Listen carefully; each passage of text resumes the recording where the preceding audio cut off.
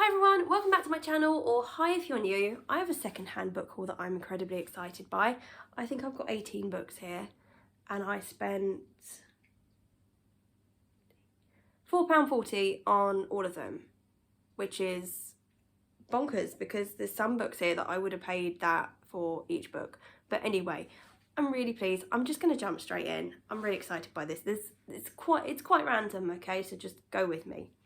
So the first two books I got, they were 50p each. I got The Blind Assassin by Margaret Atwood. I have like one of those lists on my phone where it's all the books that you should just try and read at some point during your lifetime. So as and when I see some, I pick them up. You're going to see a few of those in this haul. But for 50p, I thought, why not? It looks like it's not been read. The spine's not bent at all, so why not? It's huge.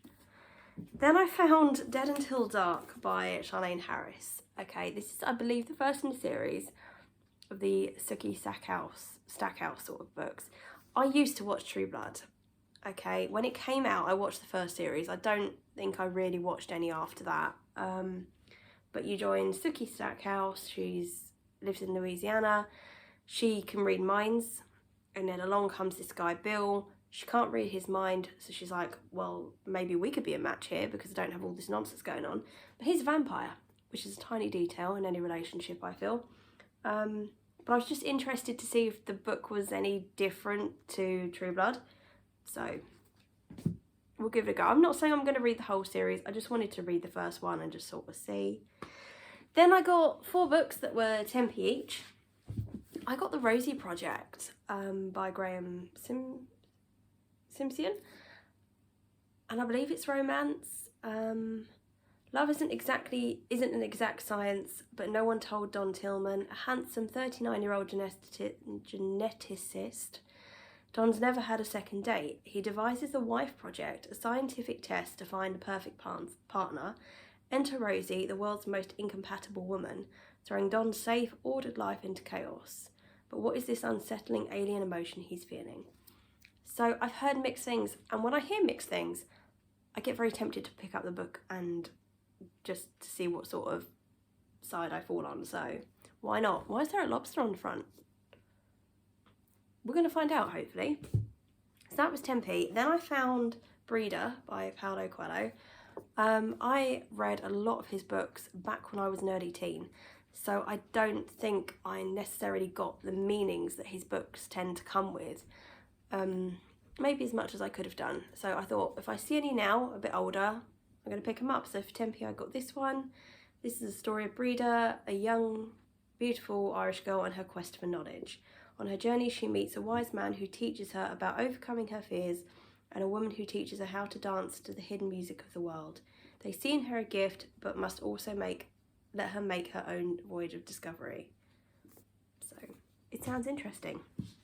I got My Sister's Keeper by Jody Piccol. I have watched the film, so I do know what happens. But I just wanted to see if the book was any different or had bits that weren't in the film, etc. So I don't know when I'm going to get around to it. I have it. We shall see. Next one I got, it's an ARC. And I know you shouldn't pay for ARCs, but the charity shop won't have noticed that it was an ARC. So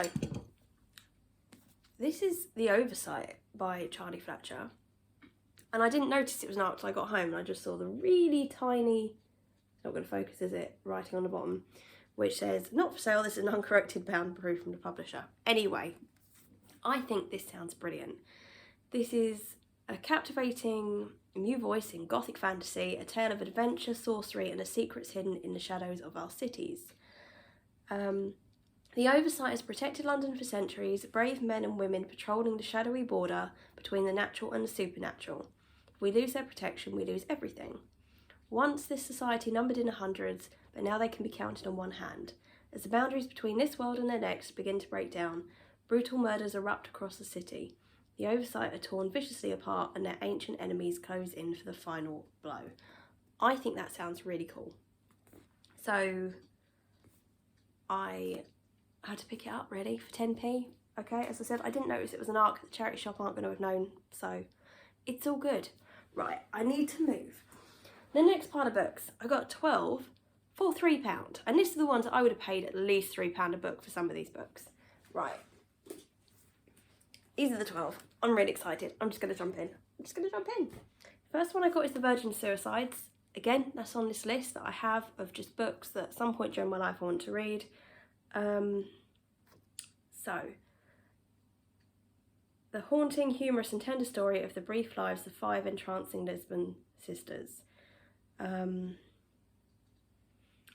I think what it's about is fairly obvious by the title. Then I found The Colour of Magic, which is the first in the Discworld series by Terry Pratchett. I am on the lookout for these. I got the second in the Discworld series the other day, so I was really pleased to find this one. On a world supported on the back of a giant turtle, a gleeful, explosive, wickedly eccentric expedition sets out. There's a wizard, a naive tourist whose luggage moves on hundreds of dear little legs, dragons who only exist if you believe in them, and of course the edge of the planet. So I've read a couple of Terry Pratchett books with my dad when I was a kid. I really enjoyed them, and I just would like to maybe read the Discworld series now as an adult. So yes, I now have book 1 and book 2, which is brilliant. Then I found Bitter Blue. I don't know where this is in the series, but I know I got one of this series the other day in a haul. So I thought, why not? I think there's only about 3 or 4 anyway, so now we have one more. Then, again, on my usual list, I got Love and Time of Cholera. I don't know anything about it, but it's just on the list of books that supposedly everyone should read during their lifetime, and that intrigues me because I want to know what is it about that specific book that is so profound that everyone should read it. Then I found another Paulo Coelho. I found The Alchemist. I have been looking for this for ages, so I was really, really pleased. This looks like a pristine copy. This is the magical story of Santiago, an Andalusian shepherd boy who yearns to travel in search of a worldly treasure as extravagant as any ever found. From his home in Spain, he journeys to the markets of Tangiers and into the Egyptian desert, where a fateful encounter with the alchemist awaits him.